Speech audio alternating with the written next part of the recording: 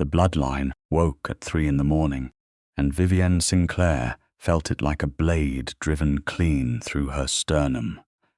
She was standing in the middle of the Volkov archives, restricted lower vault when it happened, her fingers wrapped around a 16th century manuscript, sealed in preservation glass, her reading lamp throwing gold across thousands of years of meticulously recorded history.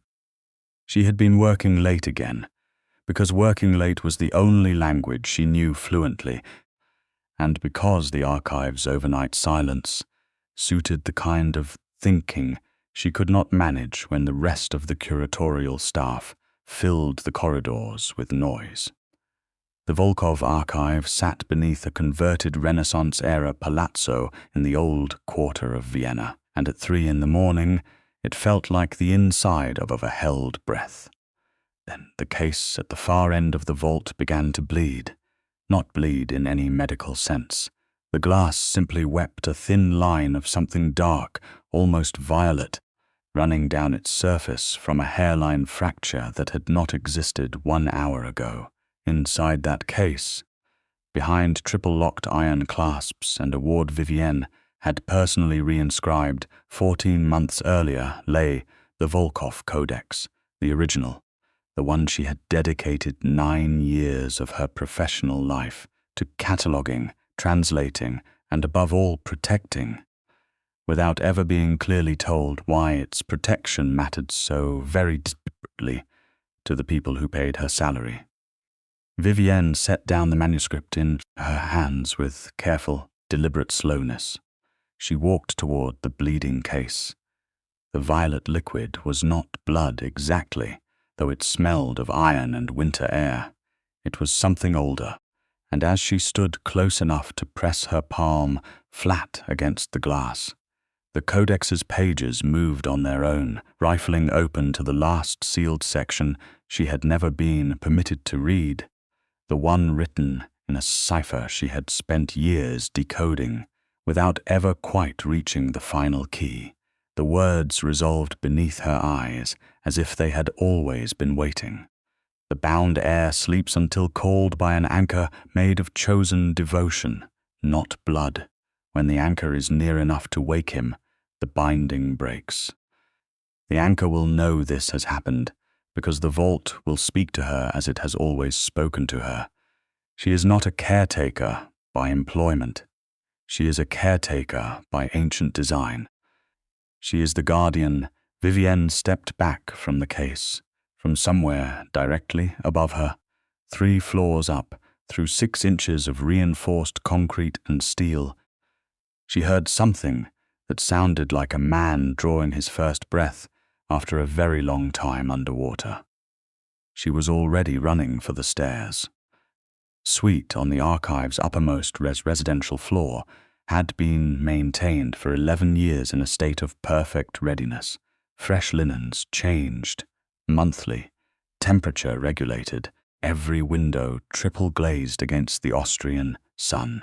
Vivienne had added it to her responsibilities in her 2nd year without anyone asking her to. The staff called it the patron's room, because all they knew of the archive's owner was that he had endowed the institution in perpetuity and had not been seen since the endowment was signed. Vivienne had known more than that for a long time, though she had spent considerable mental energy avoiding the full implications of what she knew. She pushed the suite's door open without knocking.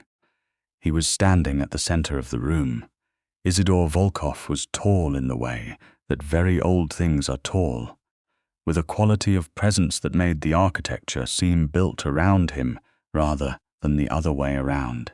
His hair was white, not grey, not silver, but the pure white of new snow or of marble freshly cut from the quarry, and it fell loose past his jaw.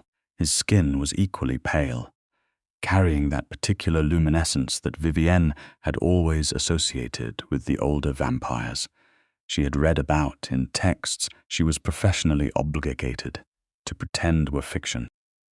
His eyes, When they opened and fixed on her were the deep, still color of a lake in November, dark gray edged with the faintest pulse of violet light. He was wearing the same clothes he had been placed in 11 years ago, a black shirt, tailored trousers, nothing ceremonial about it. He looked like a man who had simply decided to pause mid-thought and resume now, except that the concentration of power in the room made her back teeth ache. His gaze moved over her face with an intensity so complete it felt like being catalogued. "You," he said. His voice was low, roughened by disuse, but underneath the roughness it carried a register that resonated in Vivienne's ribs. Not supernatural compulsion, she told herself firmly. Simply the acoustics of a very old, very powerful voice in a quiet room. "You are awake," she said, because that was the factual starting point, and Vivienne Sinclair had always preferred facts. "You woke me." It was not an accusation. It was something more complicated than that. "You have been here. You have been here for years. 9 years, she confirmed. "I am the senior archivist. I have also been the de facto caretaker of this building. Your effects, your private correspondence, your estates, and every sealed record pertaining to your bloodline. I took on those responsibilities because I thought someone needed to, and no one else seemed to be doing it. I did not know they were formally mine by any ancient design until approximately 8 minutes ago. Something moved behind those grey eyes. It might have been surprise, which she suspected was not an emotion he experienced frequently. 8 minutes ago, he repeated. The codex opened, the final cipher section. I read it. She kept her voice level. It says, "I am your guardian. I would very much appreciate an explanation that does not require me to have taken that position on faith for 9 years retroactively." He looked at her for a long moment.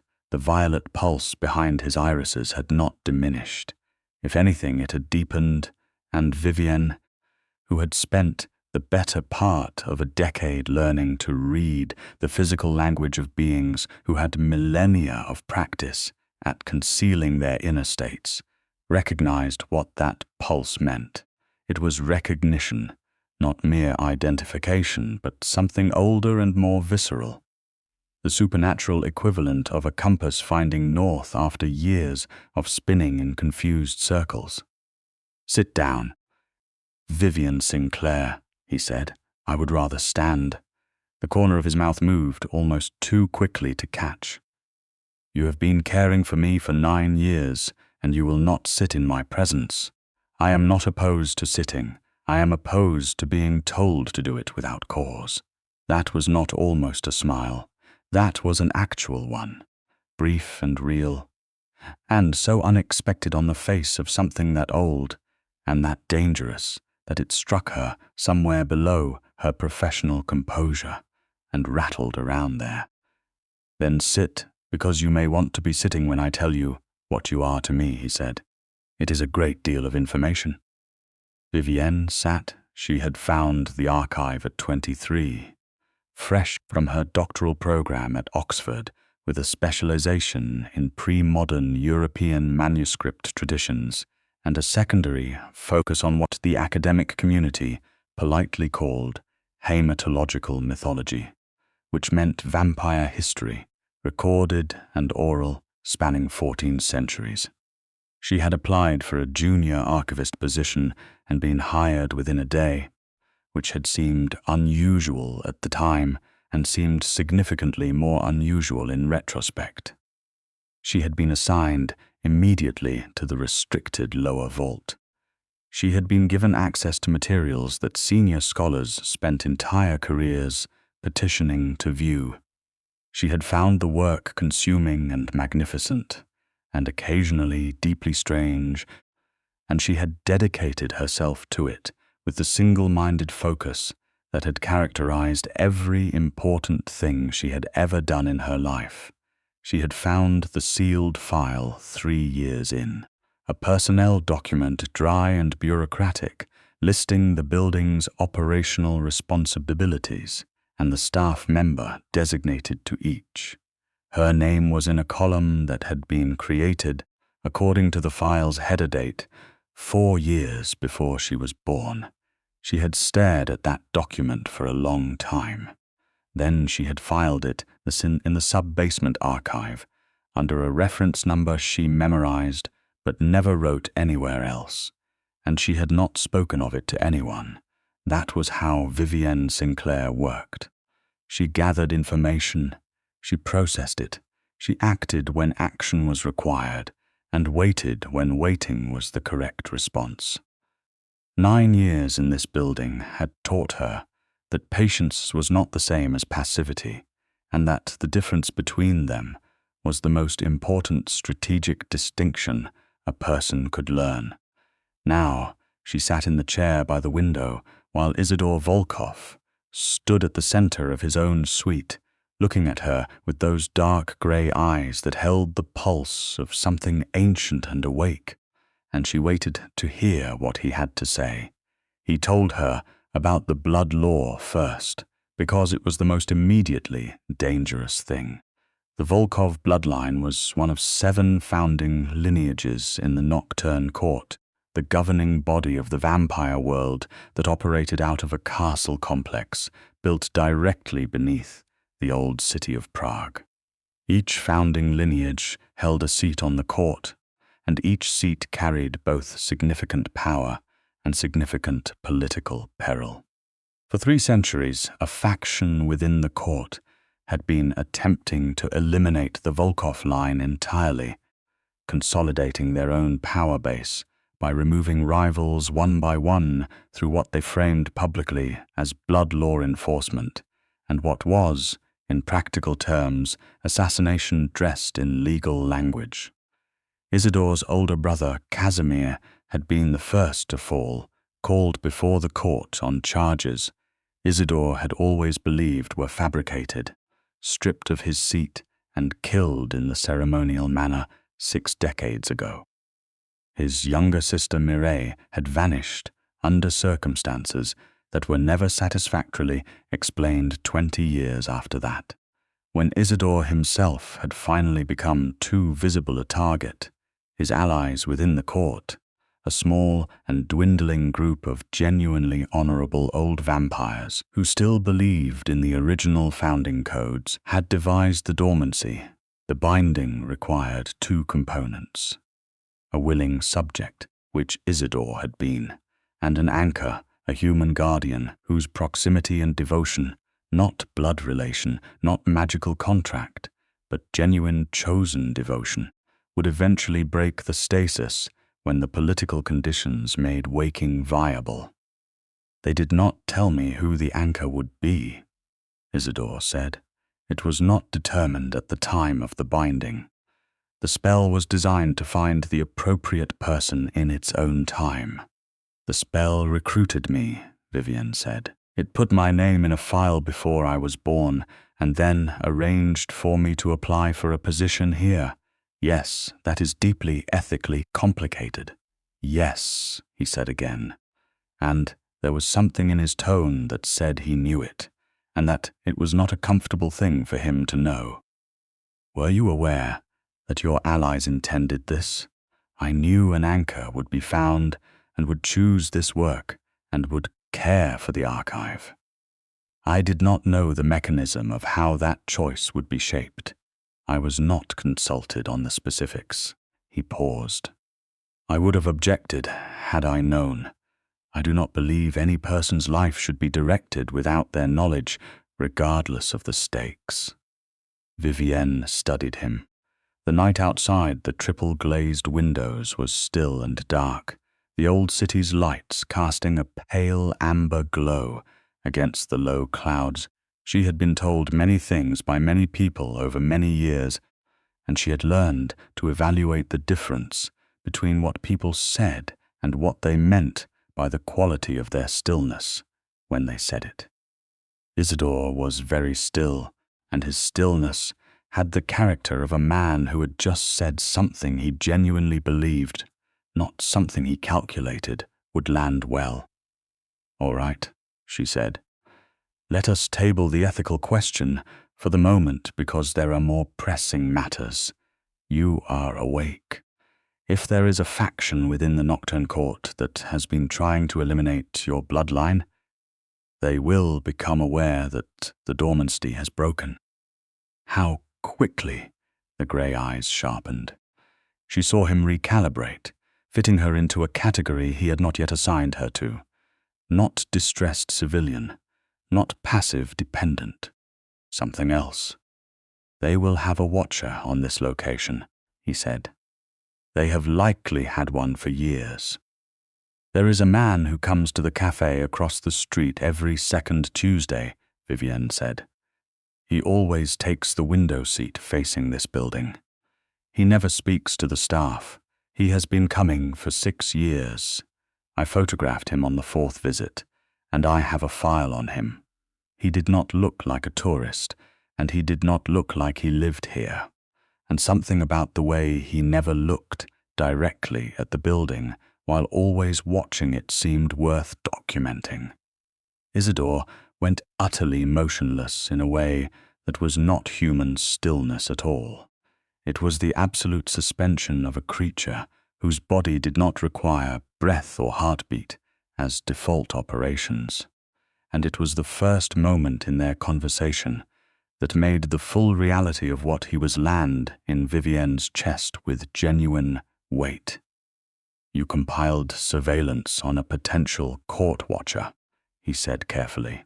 "I compiled surveillance on someone behaving strangely near a building I was responsible for protecting. It is the same behavior regardless of what he turned out to be." She met his gaze. "The file is in the sub-basement archive. I can retrieve it." He crossed the room in 3 strides, not supernaturally fast, not the blur of motion she had read about in the less restrained texts, but with a contained, deliberate speed that covered distance too efficiently for normal, human movement. He stopped 3 feet from her chair and looked down at her with an expression that had moved decisively out of simple surprise and into something with more heat in it. "You have been here 9 years," he said. "You have maintained this building, you have kept my private files, managed my estates, warded the vault, and compiled surveillance on my enemies. You did all of this without knowing why. I knew the work was important. That was sufficient. It was not sufficient. It was extraordinary." His voice was very quiet now, and the resonance in it had changed in a way she could not precisely name. "You did not have to be here, Vivienne. The spell found you and guided you, yes, but you could have left 100 times. You stayed. That was not the spell, that was you." She did not know what to do with that, so she did what she always did with things she did not know how to handle. She categorized it as information requiring further processing and set it aside for later. "We need a plan," she said. "If the Watcher is reporting to the court, we have limited time before someone comes to investigate whether the dormancy has broken. I need to understand the current political landscape of the Nocturne Court, which means I need you to tell me everything that has changed since 11 years ago." He pulled the other chair to face hers and sat. It was a remarkably cooperative gesture from a man whose entire physical bearing communicated that he was accustomed to being the one who determined when and how meetings proceeded. He sat because she asked him to, and because she was right, and she logged that fact carefully alongside all the other facts she was still processing about him. They talked until dawn. He told her the shape of the court, the 7 seats, the 3 that now belonged to the faction he called the Silentium, a name chosen for its irony because they were anything but silent about their ambitions.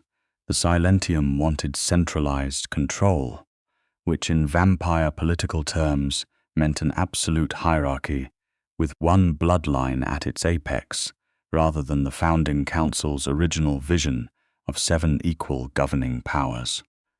They had spent 3 centuries working toward it through a combination of blood law manipulation, strategic assassination, and the gradual rewriting of court records, erasing evidence of their own violations.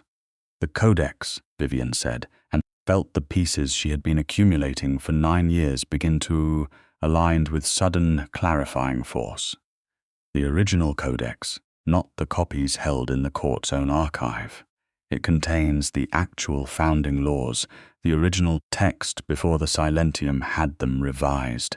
Yes, and if someone were to present the original text to the full court, alongside documentation of the alterations made to the court's official copies over the past 3 centuries, it would invalidate every blood law conviction the Silentium has used to remove their rivals, including my brother's conviction.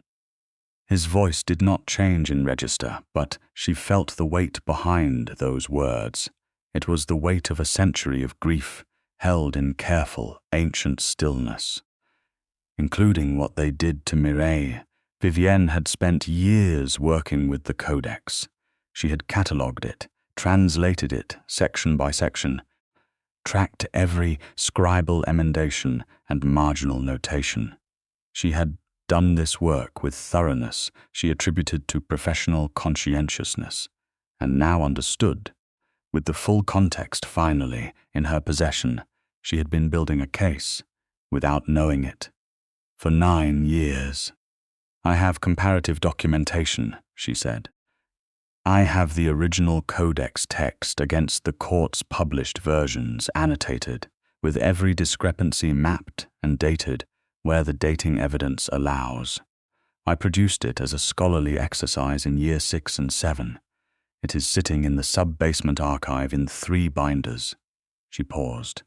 I had no idea what it was for. He looked at her for a long moment, with an expression she could not fully read. Something tremendous moved behind those grey eyes. Something that had been sealed away with him for 11 years, and was now encountering evidence that the world had been arranged with more care than he had allowed himself to hope. "Vivienne," he said, "yes, I owe you a debt. I am not certain I can repay. You do not owe me anything.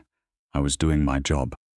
She said it firmly, because the alternative was to sit with the enormity of what he was saying, which was that 9 years of her life had been spent building the weapon that might restore his bloodline and dismantle the faction that had destroyed his family, and that this had mattered to him in a way she could hear in every frequency of his very old, very controlled voice.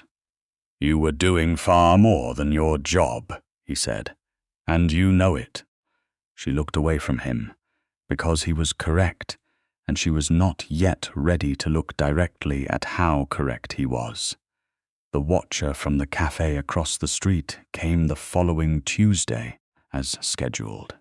But this time, when he settled into his window seat and angled his gaze toward the archive with that practiced, oblique surveillance, he found the front door opening, and Vivienne Sinclair walking out to cross the street toward him with the direct, unhurried stride of someone who had made a considered decision. She sat down across from him at his window table and ordered a coffee. He was young for a vampire, which meant he looked to be in his late 20s, with dark eyes and the particular pallor that came from complete absence of sun exposure. He stared at her. "I know who you are, and I know what you are watching," she said.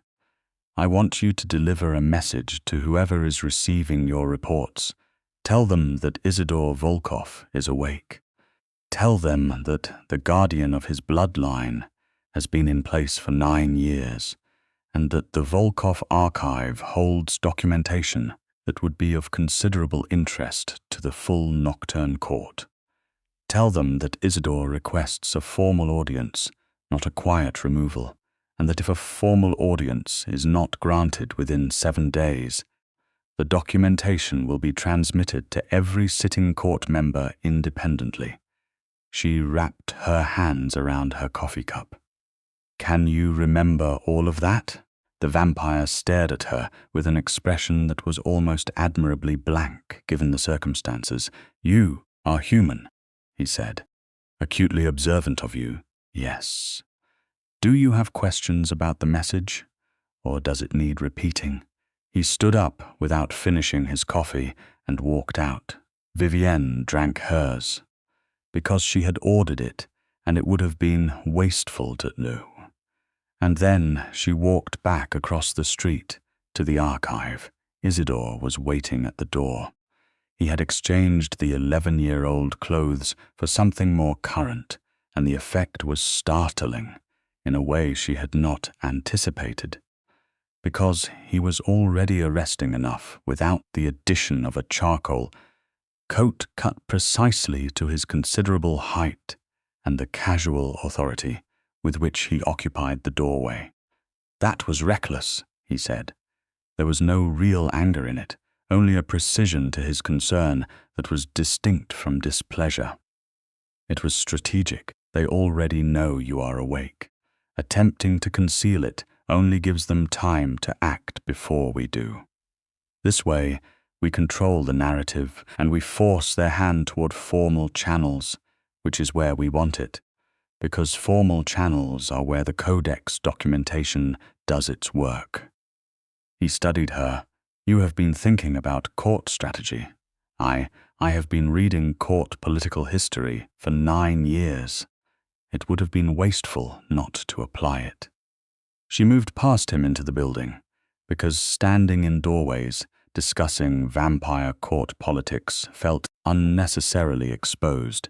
He followed her in, and for a fraction of a second she was aware of him behind her in a way that was not professionally catalogued. It was warm and immediate and very inconveniently present. She filed it with the other things she was not yet ready to process and kept walking. The 7 days the silentium took to respond were the most concentrated week of Vivienne's professional life and the most unexpectedly revelatory week of her personal one. Isidore did not sleep, which meant the archive never fully quieted, and Vivienne, who was accustomed to solitary late nights, found herself constant company for the first time in years. He worked alongside her. This surprised her. She had expected a man of his age and status to receive briefings and issue instructions, but instead he sat at the wide table in the main vault and read, cross-referencing her comparative documentation with his own centuries-held memory of the original founding period, catching 3 discrepancies she had categorized as probable but unconfirmed. Because she lacked the direct eyewitness evidence he carried simply as lived experience. He was meticulous and direct, and possessed of the kind of focused intelligence that did not require performance or display. She found this deeply comfortable in a way that made her periodically have to remind herself to maintain appropriate professional distance, a task that became incrementally more difficult each day. He asked her questions about herself, not about the archive, about her, with a genuine attention that she found disarming. Where had she studied? What had drawn her to hematological mythology? Did she find Vienna cold in the winter, or did she prefer it to summer? What did she do when she was not working? "I am usually working," she admitted on the 4th evening, when they had been at the comparative tables for 11 hours, and she had finally made coffee and sat sideways in her chair because her back required a different angle. "Always, nearly always. I find it satisfying. I am not complaining. That is not the same as not being lonely." She looked at him directly.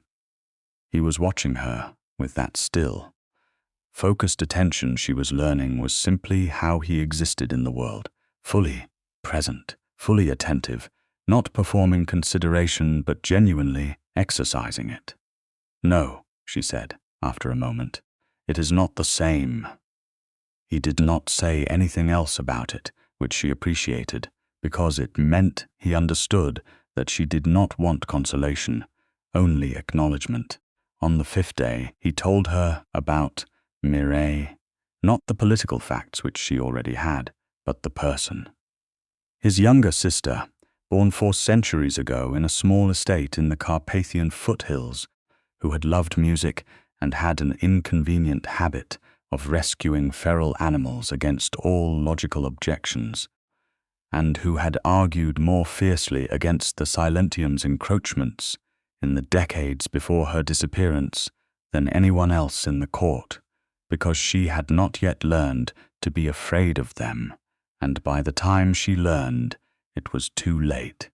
He spoke about her with a careful, deliberate evenness that Vivienne recognized as the management strategy of someone who had been carrying grief for a very long time and had learned exactly how much of it he could allow himself to feel at one time without losing his functional composure. She reached across the table and put her hand over his.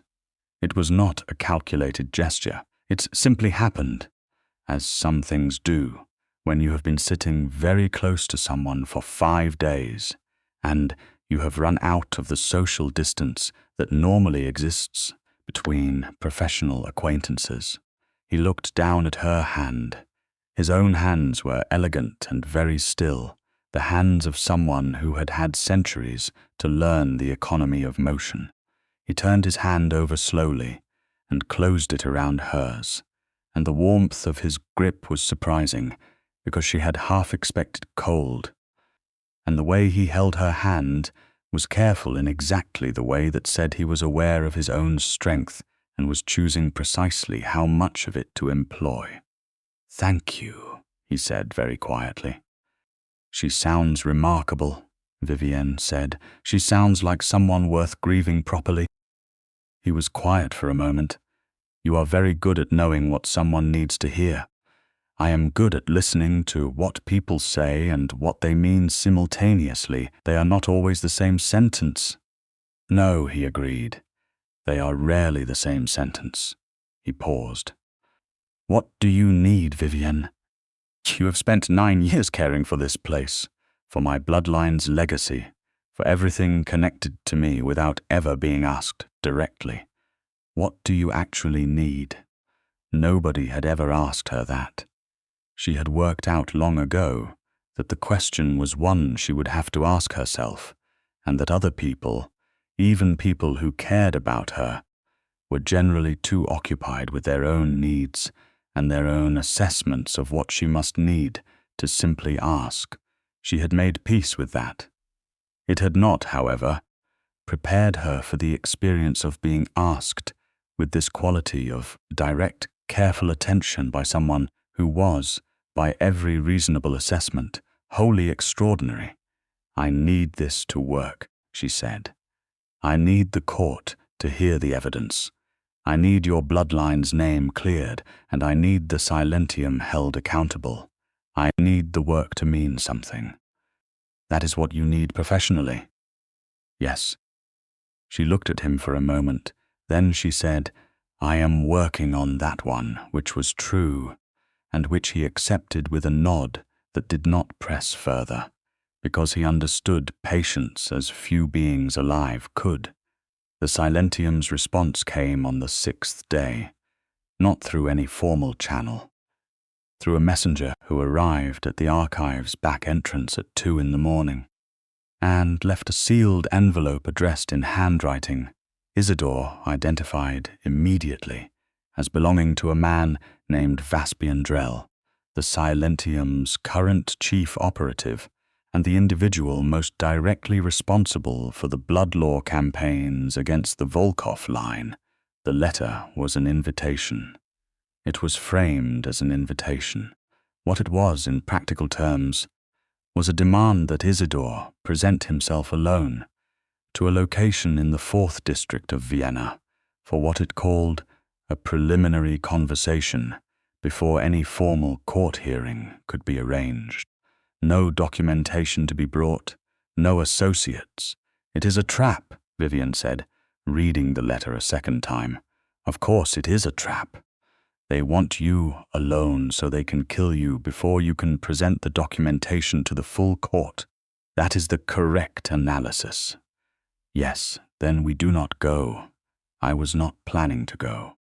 He set the letter on the table, but it tells us they are concerned enough to move directly rather than through the court mechanisms they control. That means they know what the documentation would do. To them, it also means they are going to escalate. Vivienne was already thinking through the implications. If they cannot get you to come to them, they will come here. We need to move the documentation, and we need to get it to the court in a form they cannot intercept. The surviving members of the original founding alignment, Isidore said. The court members who are not Silentium. There are 4 seats still held by bloodlines that have not been subverted. If the documentation reaches all 4 simultaneously through independent channels, the Silentium cannot intercept all of it. I have contact information for 3 of the 4 founding bloodlines in the archive's correspondence files, Vivienne said. Standard records exchange protocols used legitimately for research correspondence. I can route certified copies through those channels tonight without it looking like anything other than routine archival business. She was already standing. The 4th bloodline, the Serevith line. I do not have a current contact for them. Isidore was quiet for a moment. Serevith's current seat holder is a woman named Thessaly. She was Mirael's closest ally in the court. She has been waiting for evidence that the Silentium's blood law campaigns were constructed fraudulently. If she receives this documentation, she will not only accept it, she will fight for it. How do I reach her? He told her. An old address, a method of contact that predated modern communication systems and was therefore uncheckable by anyone monitoring electronic channels. A phrase written in the Codex's original cipher that would identify the sender as Volkov aligned. You trust her? Vivienne asked. I trust her the way I trust anything that has held its position for 3 centuries without capitulating, he said. She is stubborn enough to be reliable. They worked through the night preparing the transmissions.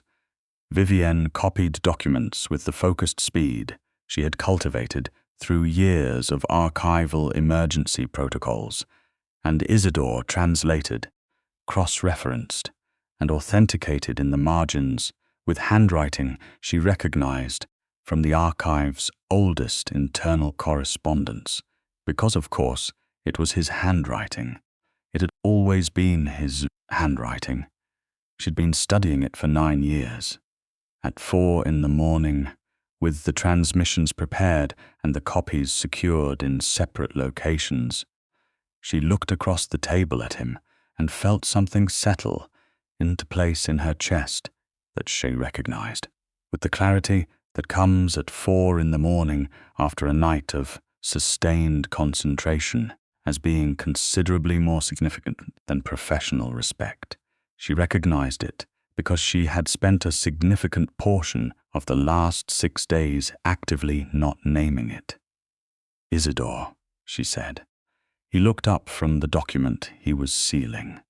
When this is resolved, she said, and I intend to proceed on the working hypothesis that it will be resolved, I need you to tell me something honestly, he said.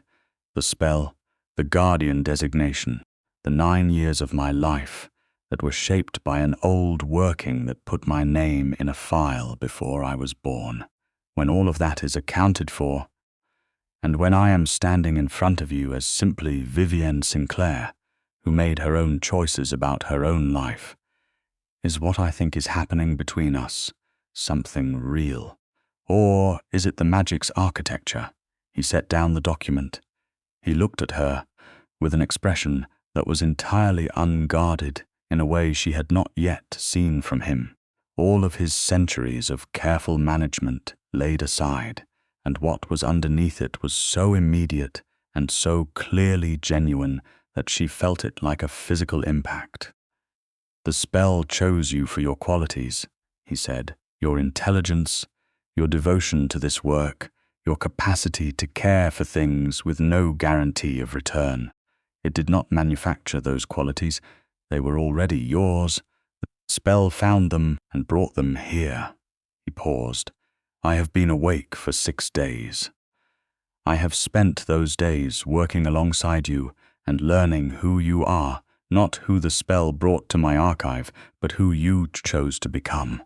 And I can tell you, with the full weight of every year I have lived, that what I feel is not the architecture of an old working. It is the experience of meeting someone extraordinary and having the extraordinary clarity to recognize it." Vivienne held his gaze for a long moment. Then she said, "That is an extremely well-constructed answer. I have had centuries to learn how to say things accurately. Say it less accurately then. Say it like you mean it, the way a person means something, not the way a diplomat phrases it." Something shifted in his expression, something that was warmer and more immediate than anything she had yet seen from him. And he said, "I looked at you when I woke, and I thought, there she is, which is not a reasonable thought to have about someone you have never met, except that it felt entirely true, and it has continued to feel entirely true every moment since." Vivienne breathed. "All right," she said. "That is the answer I needed." She did not say anything else about it that night, because the situation they were managing was more urgent than the situation inside her chest. But she held his words with great care in the part of herself where she kept the things that mattered most, and she was aware of him for the rest of the night, in a way that was entirely different from any previous professional awareness. Vaspian Drell came to the archive the following evening. He came with 4 others, which meant they had assessed the threat level as significant, which meant they were afraid. Vivienne had learned to read the fear in predatory things by the degree to which they over-armored themselves, and 5 against 1 was over-armored. Vivienne knew they were outside before they reached the door, because the archive had a security system that she had upgraded 3 times in 9 years, and that she knew better than anyone alive. She saw them on the monitoring screen in the lower vault, and she made 2 phone calls and sent 3 transmissions in the 90 seconds she had before the front door was forced. Isidore was in the main hall when Vaspian Drell walked in. He was standing with his hands loose at his sides and his coat open and his white hair loose over his shoulders, and in the archive's low evening lighting, he looked exactly like what he was, a very old, very powerful member of a founding bloodline on his own ground, holding his own territory, not inclined to give it. Vaspian Drell was older than the watcher from the cafe. He was older than most Archive's staff would have guessed from looking at him, because the vampires in the upper echelons of the Nocturne Court had learned to calibrate their appearance carefully, inhabiting a comfortable-looking middle age that inspired neither the instinctive distrust of ancient things nor the dismissal of youth. He had dark hair swept back from a face that was precise and intelligent, and currently very carefully composed. "Volkov," he said. His voice was pleasant and even and entirely without warmth. "We thought it better to discuss this personally." "You thought it better to attempt to prevent me from reaching the court," Isidore said. "The distinction matters. The court has protocols. Bloodlines that have been dormant require re-authentication before they can. The codex founding set contains no re-authentication requirement for bloodlines returning from dormancy, Vivienne said from the doorway of the lower vault. She had her tablet in her hands, the comparisons, documentation already open on the screen. Article 7 of the Founding Charter, original text, dormancy, is explicitly recognized as a legitimate political protection for sitting bloodline representatives. No re-authentication, no probationary period, no suspension of rights. That requirement appears only in the court's revised charter, the revision dated approximately 40 years after the original charter's signing, coinciding with the earliest documented actions of what became the Silentium faction. Drell looked at her. The look was the assessment kind, the kind that measured and calculated, and what it calculated was whether she was an obstacle. "This is a human," he said to Isidore, with a precision of contempt that was clearly meant to communicate that her presence was irregular and her words, therefore, inadmissible.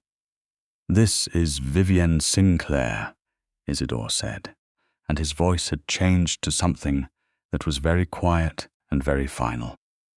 "She is the guardian of this bloodline, formally designated under the Codex's founding charter, which you can find in Article 4, Section 9, regarding the ancient vow of guardianship and its standing in court proceedings. She speaks with full authority in any matter pertaining to the Volkov line. If you speak to her with contempt again in my presence, we will have a significantly different conversation from the one you came here to have." The four who had come with Drell had fanned out into the main hall. Vivienne noted their positions, noted the angles, noted which of the archive's structural features would be useful and which would be liabilities. She had thought about this building's defensive geometry many times over 9 years, because thinking about defensive geometry was one of those things she did in the absence of being told why it might be necessary. "The documentation has already been transmitted," she said, keeping her voice even and professional. "Copies are with the Seraveth line, the Morvain line, the Dusek line, and the Kailindra line. All 4 received simultaneous delivery within the last 12 hours. We thought it prudent not to rely on a single channel." She looked at Drell. "If something happens to either of us here tonight, that documentation will reach the full court regardless. The only question is whether Isidore is present to speak to it in person." Drell was very still. The pleasant evenness of his expression had not changed, but underneath it, something was doing very rapid calculations. "You have no authority in court proceedings," he said to her, but the contempt had become something colder and more careful. "She has guardianship authority under the founding charter," Isidore said. "Additionally, she is the foremost living expert on codex text and court historical documentation. Any court hearing on the matter of the Volkov bloodline's standing will require testimony on the comparative documentation between the original codex and the court's revised versions. She is the expert. Her testimony will be required." He paused. "You came here to remove a problem. I want you to understand that the problem is considerably larger than one dormant bloodline, and that removing either of us will not reduce its size." One of the 4 flanking figures moved. A small movement, the weight shift before action, and Vivienne had a fraction of a second to register it before Isidore moved. And the movement was not the contained, deliberate efficiency he had been displaying all week. It was something altogether older and more absolute, and the figure who had shifted found himself against the far wall with Isidore's hand at his throat without any visible intervening motion. Nobody else moved. "I said we would have a different conversation," Isidore said. His voice was completely even. "I am not asking for submission. I am establishing that this building is under my protection, that the person within it is under my protection, and that the next action taken by anyone in this room other than retreat will be answered in kind. That is not a threat. It is a statement of fact regarding what I am and what I will do." Drell looked at his operative against the wall, looked at Isidore, looked at Vivienne, and made a calculation that was, she could see, extremely unwilling, but ultimately correct. "The court will convene," he said. 48 hours. "We will be there," Isidore said. Drell and his people left. Isidore released the operative he was holding, who also left rapidly, and then he turned back to Vivienne, and the controlled power in his bearing resolved into something that was still present, but warmer, less purely dangerous, more directed. "You transmitted the documentation last night," he said. "Yes, while you were sealing the correspondence. I finished the last transmission approximately 20 minutes before they arrived. You did not tell me. I did not want to interrupt the sealing process, and it was done, so there was nothing requiring discussion. The transmission was the logical move, regardless of whether they came." She looked at him. "Were you frightened? Just now?" "For you," he said immediately, and with a directness that left no room for diplomatic interpretation. "Not for myself. I was not in immediate danger.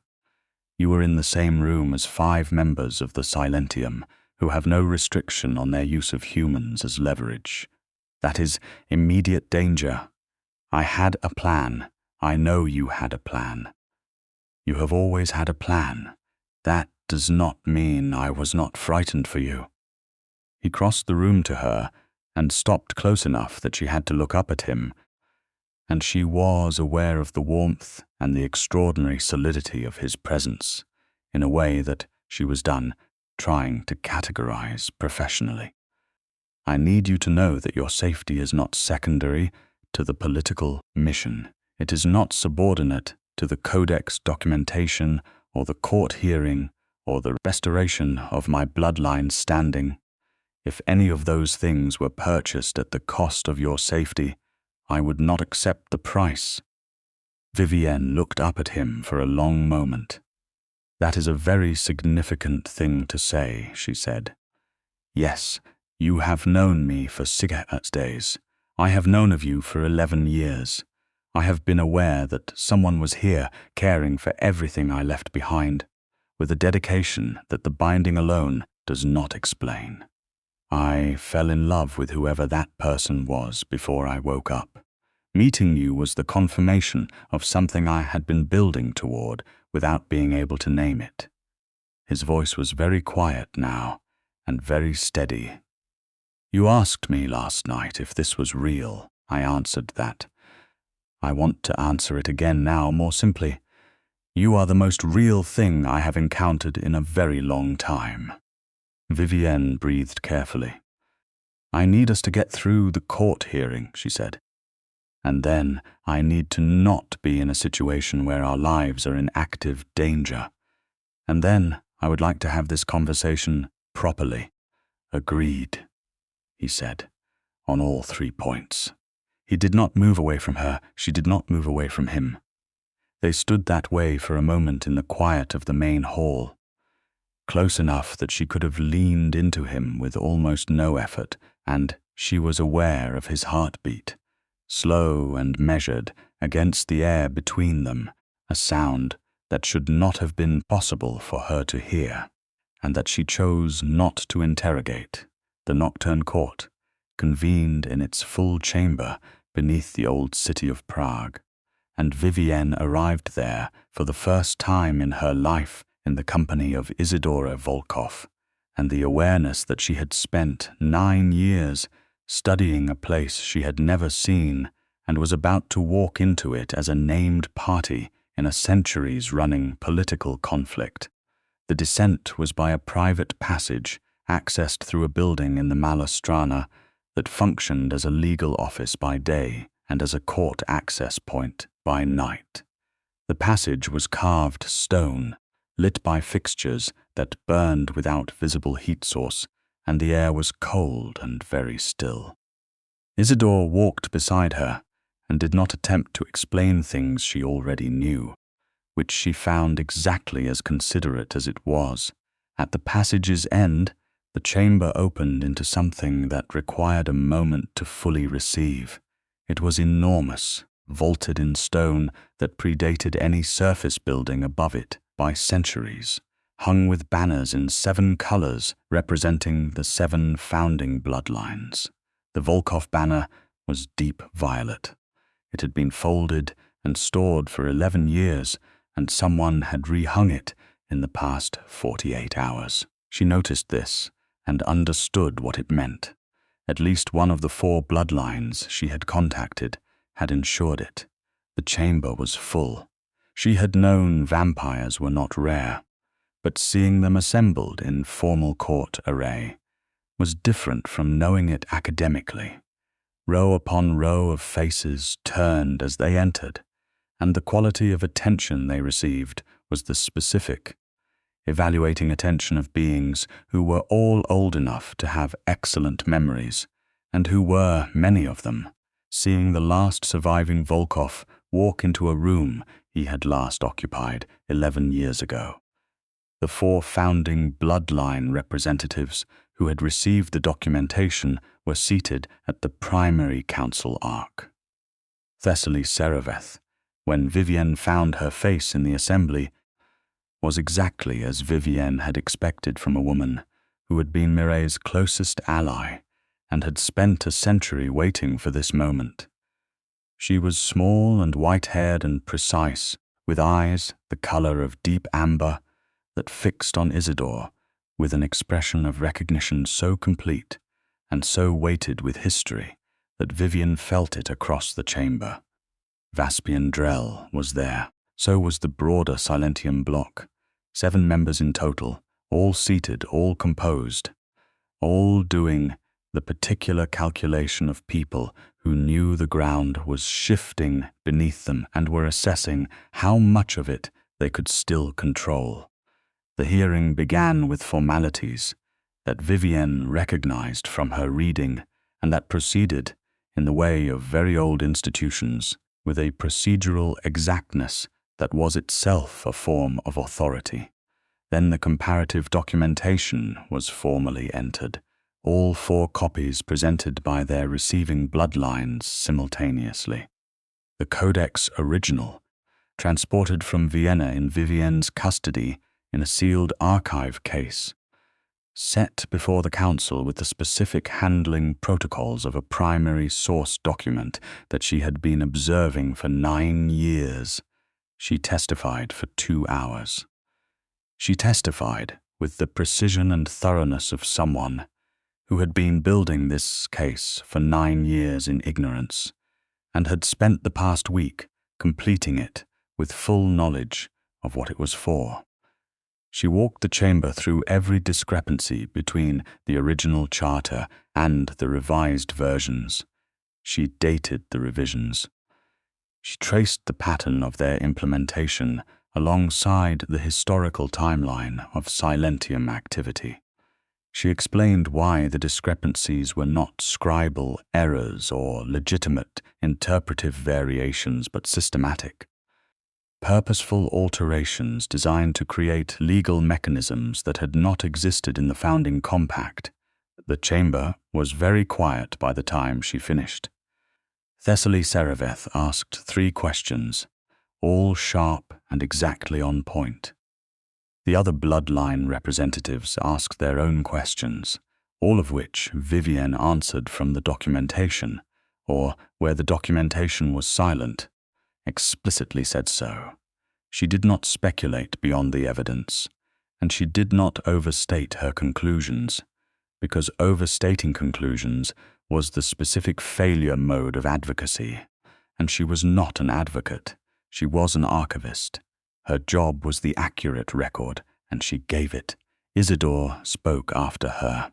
He spoke from memory, from direct experience of the founding period, from 4 centuries of watching the Silentium operate. He spoke about Casimir and about Mireille and about the blood law proceedings that had been constructed against them. Not with grief, though the grief was present under every word, but with the documented accuracy of a witness and the authority of a man whose bloodline was one of the 7 reasons this court existed. When he finished, the chamber voted. The Silentium lost. It was not close.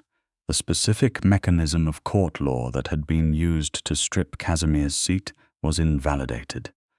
The proceedings that had resulted in his death were struck from the official record as unlawfully conducted under a fraudulently altered statute. Mireille's disappearance was designated for formal investigation with full court authority and resources. Vaspian Drell and 4 other Silentium members were brought before the council on charges of historical charter fraud and unlawful enforcement. The remaining Silentium seats were suspended pending review. The Volkov seat was restored. Isidore accepted it at the council ark with a quietness that was not the quietness of someone receiving a long-denied gift, but the quietness of someone who had spent 11 years learning the precise nature of his own patience and was now exercising its final, deliberate close after the formal proceedings in the stone-corridored area adjacent to the main chamber. Thessaly Sereveth found them. She looked at Isidore for a long moment in silence, and then she embraced him, which, from a woman of her evident bearing and ancient dignity, was not a small gesture. Isidore returned it with both arms, and Vivienne looked away to give them the privacy of it. When Thessaly released him, she turned to Vivienne, and her amber eyes were very direct. 9 years, she said, without knowing. The spell was always the most elegant thing those old alchemists produced, but the results depend entirely on who they find. You are extraordinary, Vivienne Sinclair. I was doing the work, Vivienne said.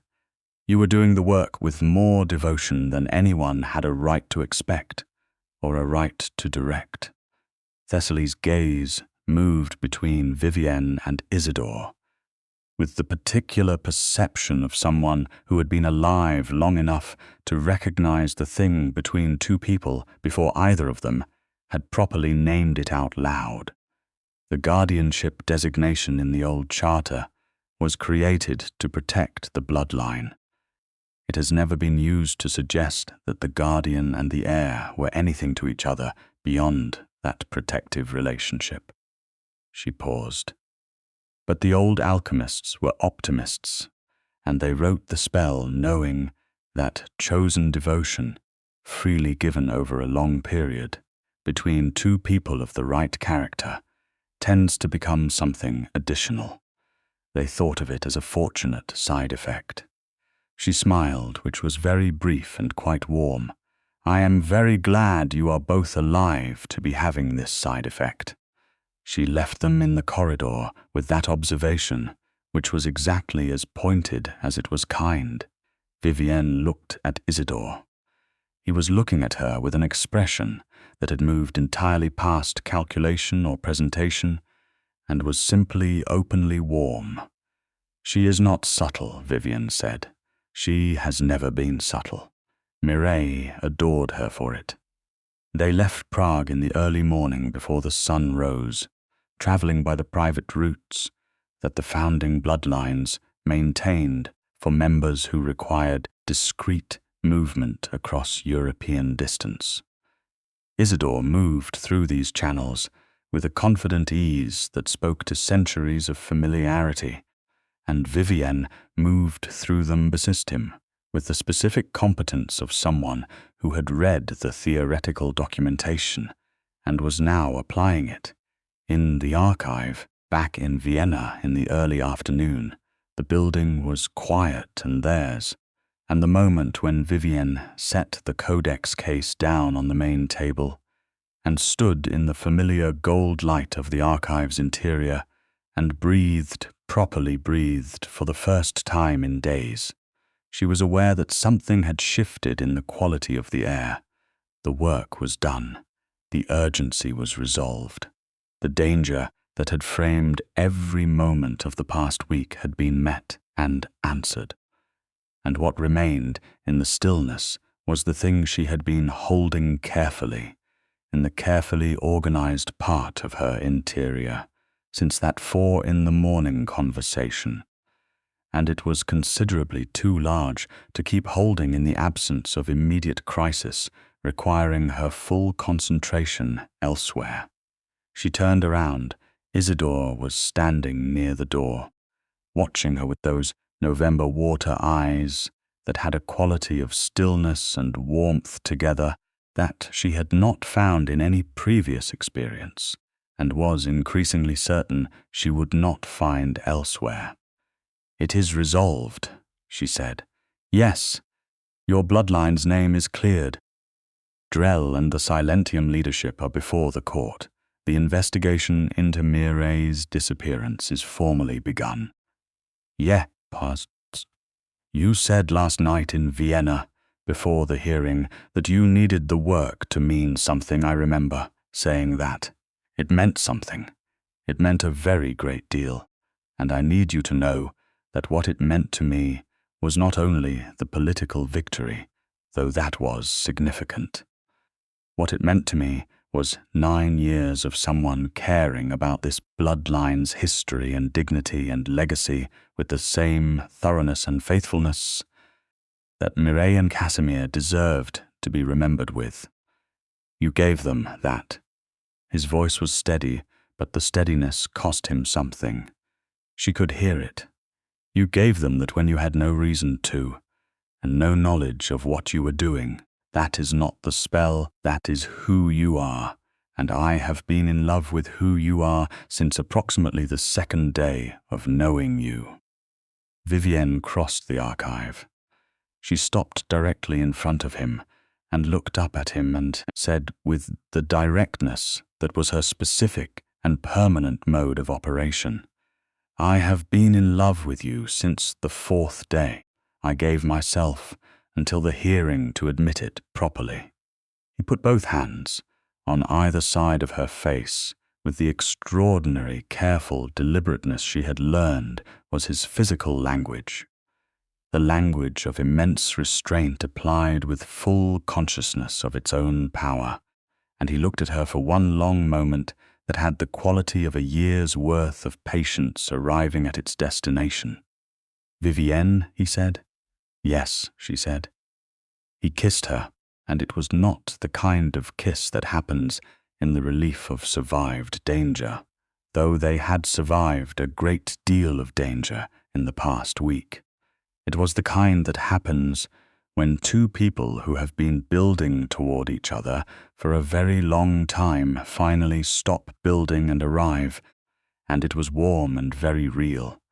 And when she put her hands against his chest, she felt his heartbeat under her palms, slow and deep and present, and she thought about the word guardian, and about everything it had turned out to mean, and felt something in her own chest answer it. Outside, the old city of Vienna went about its morning with complete indifference to the archive beneath the palazzo, and the two people in the main vault, and the very long history that had just arrived at something new. The sun moved through the triple-glazed windows in the suite upstairs. The sealed documents in the lower vault rested in their cases with the particular piece of things that had accomplished their purpose.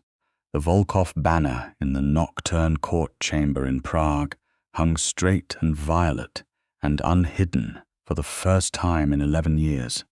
In the weeks that followed, the investigation into Mireille's disappearance proceeded with the full weight of court authority behind it, and Vivienne found herself unexpectedly at the center of it, because her comparative documentation work and her deep knowledge of the Codex's historical records made her the most useful analytical resource the investigative process had.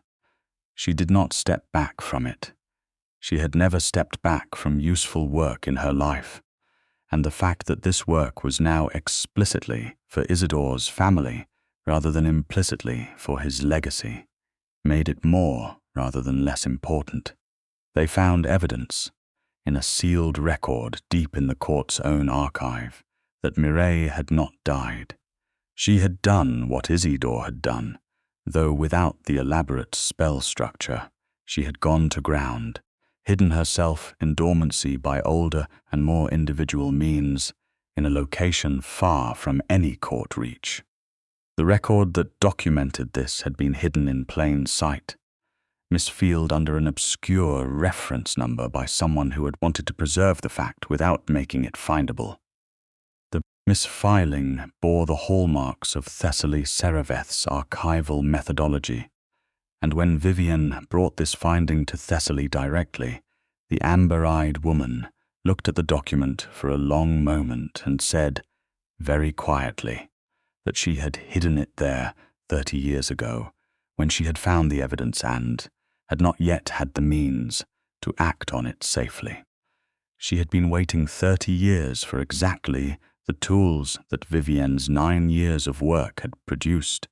Finding Mireille required 3 months, 2 expeditions to locations in the Carpathian Mountains, where the old bloodlines had always retreated when the world became too much, and one extremely fraught conversation between Isidore and Thessaly about the ethics of waking someone from self-imposed dormancy without their consent versus the ethics of leaving someone who might be in danger in a vulnerable state indefinitely. They chose to go because Mireille had always preferred action to careful waiting, and because the world she had hidden from no longer existed in the same form. The silentium was broken. The founding charter was restored. The brother she had trusted was awake and standing. Vivienne was there when Mireille woke. She was there partly because she had been part of every step of the process that made it possible, and partly because Isidore had not let her be anywhere else, and partly because she suspected she was by now so thoroughly woven into the fabric of Volkov bloodline history that being there was simply where she belonged.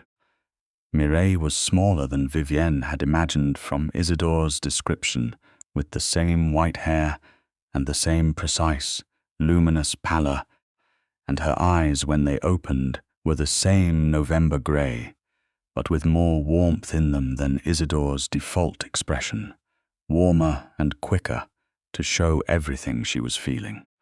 She looked at Isidore for a long time. She looked at the mountains and the light and the changed, unfamiliar texture of a world she had left behind decades ago. Then she looked at Vivienne. "You are the Archivist," she said. Her voice was roughened by dormancy, the same way Isidore's had been, but the intelligence in it was immediate and present. "I am. He told you about me." Everything. Vivienne held Mireille's gaze steadily. "You were exceptional. Documented historical record confirms it." Something happened in Mireille's expression that was very close to what had happened in Isidore's expression. The first time he had understood what Vivienne had spent 9 years doing. It was the expression of someone encountering exactly the quality of recognition they had stopped expecting from a world that had spent decades making them feel like a liability. Mireille looked at her brother. "I like her," she said. "I know," Isidore said. "She is going to stay." "I know that too," he said, and looked at Vivienne with a certainty so uncomplicated and so warm that it made everything she had spent her adult life quietly doing in the surface of things she loved, without being certain they would ever amount to anything, feel answered in the most direct way possible. "I am going to stay," Vivienne confirmed, because that was also simply true, and because she had learned that the most important things were the ones said plainly. The Nocturne Court, in its full session vote 3 months after the restoration hearing, formally recognized the Volkov Bloodline seat as reinstated in perpetuity and formally recorded the guardian designation of Vivienne Sinclair in the court's amended charter. This was unprecedented in the court's documented history. A human guardian had existed in the founding compact's original text as a theoretical position, but no human had ever been so designated in practice and then formally ratified by the full 7 bloodlines. Thessaly Sereveth proposed it. The vote was unanimous. Even the 4 remaining Silentium adjacent members, who had not been brought before the court on charges, voted in favor. Because the political wind had shifted completely, and because the documentation Vivienne had produced was simply irrefutable, and voting against its author in that climate would have been a peculiarly efficient form of self-destruction.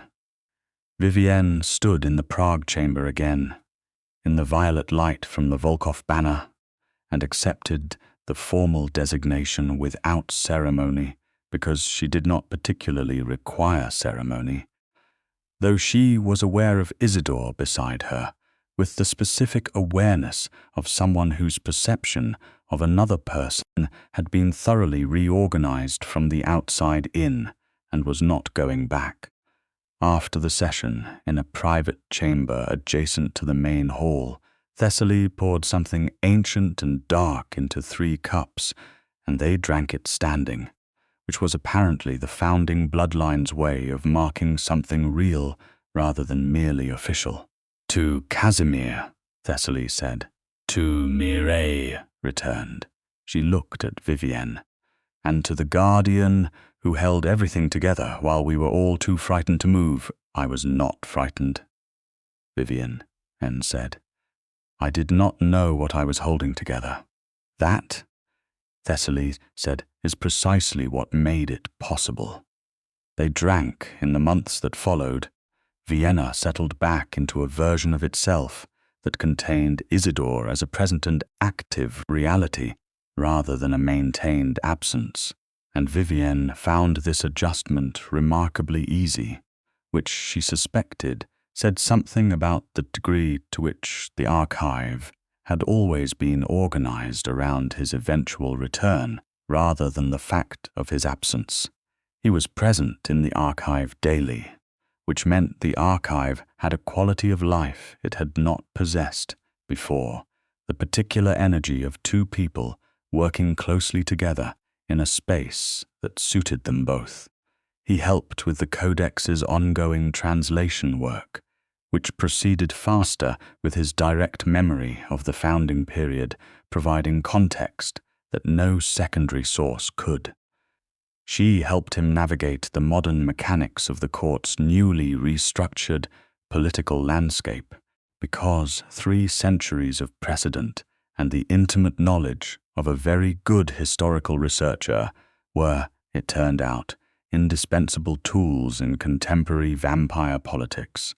The archive staff, who had managed the gentle bureaucratic fiction of the absent patron for years, and who had privately spent considerable energy speculating about the exact nature of Vivienne's additional responsibilities, required approximately 4 days to collectively determine that their senior archivist was in love with the building's owner, approximately 2 additional days to determine that this was mutual, and then simply recalibrated their understanding of the institution's internal hierarchy with the pragmatic adaptability of people accustomed to working in an unusual place. On a Tuesday evening in late autumn, with Vienna going gold outside the triple-glazed windows and the archive quiet in the way it was quiet when they were the last 2 people in it, Vivienne was cataloguing a new acquisition in the main vault when Isidore came to stand beside her table. He did not interrupt the cataloguing. He simply stood there with his arms folded and watched her work in the lamp's gold light, and she was aware of him the entire time in the warm, certain way she had stopped trying to manage or categorize. "Ask me the question you have been formulating all evening," she said, without looking up from the manuscript. "How did you know I was formulating a question? You have been standing still for 12 minutes, in a way that is different from your normal archival stillness. Normal archival stillness is focused outward. This is focused inward. You are working something out." He was quiet for a moment. She looked up. He was looking at her with an expression that was very open and very direct, and she recognized it as the cousin expression he had worn when he had told her she was the most real thing he had encountered in a long time. It was that quality of unguarded certainty. "I want to ask you something important," he said, "and I want to ask it with full acknowledgement of all of the complications it carries, because I do not want you to feel that I have failed to think about those complications." Vivienne set down her pen and gave him her full attention. "I am very old," he said. "I am not human, and I will not age, and I am now once again a publicly acknowledged seat holder in the Nocturne Court, with all of the attendant politics and dangers that entails. Those are not small complications. The life you would be choosing, if you chose it with full knowledge, is not a small thing." "I am aware of all of those things," Vivienne said. "I know you are. You are more aware of the specifics than most. You catalogued them."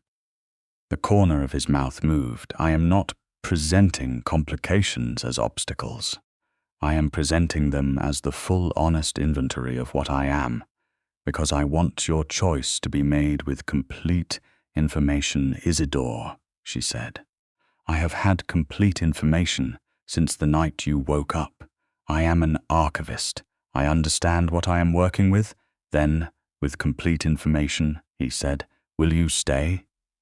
Not as the guardian, not as the archivist, as the person I want beside me, for as long as you are willing to be beside me." She looked at him for a long, careful moment that was not the hesitation of uncertainty, but the deliberateness of someone who understood that some answers required full presence to give. "Yes," she said, "I will stay."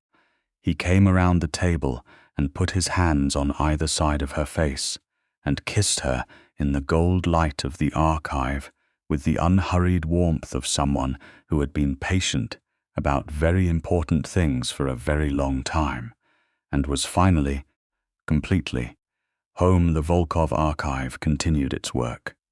The Codex's final cipher section was formally published, with Vivienne's annotation as a landmark document in the historical record of the founding compact.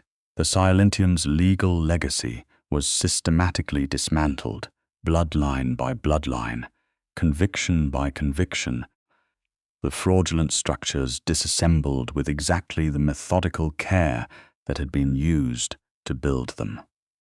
Mireille took her place in the court beside her brother, alive and present and exactly as fiercely argumentative as Isidore had always described, and Thessaly Sereveth sat beside her with the amber-eyed satisfaction of someone who had been holding a very long hope and had finally been proven right. Vivienne Sinclair, senior archivist of the Volkov archive and formerly designated guardian of the Volkov bloodline under the restored Nocturne Court charter, went to work every morning in the building she had cared for 9 years, with the additional, unplanned benefit that the person she loved was usually already there. She found this to be among the best possible arrangements for a life. The work was meaningful, and the building was beautiful, and the company was extraordinary, and when she stayed late, which she often did, there was always someone who would eventually appear at her table with 2 cups of something warm, and the particular quality of presence that did not interrupt what she was doing, but simply made the doing of it better. She had spent 9 years in service to an ancient vow she had not known she was keeping. She had protected a forbidden bloodline through the long darkness of its dormancy and built, without knowing it, the weapon that would restore it. She had walked into a vampire court with a decade of scholarship and a great deal of composed determination, and faced down centuries of political violence with the most powerful tool available to anyone who understands history, which is simply the accurate record of what actually happened. And she had found, in the process of all of that, the thing she had not known she was also looking for. The person who looked at her with the certainty of someone who had always known she was there, and who had the patience of centuries and the warmth of something deeply human underneath it all, and who held her face in careful hands and meant every word he said with the complete, unhurried honesty of a very old soul who had finally come home. The archive kept its vigil. The banners hung straight in the Prague chamber. The codex rested in its vault, its final section no longer sealed, its ancient vow fulfilled. And in the gold-lit quiet of a late autumn evening, with Vienna dreaming outside the windows and the work continuing as good work always does. Everything that had been hidden was found, everything that had been lost was restored, and the guardian who had held the line through the long dark was not guarding alone anymore.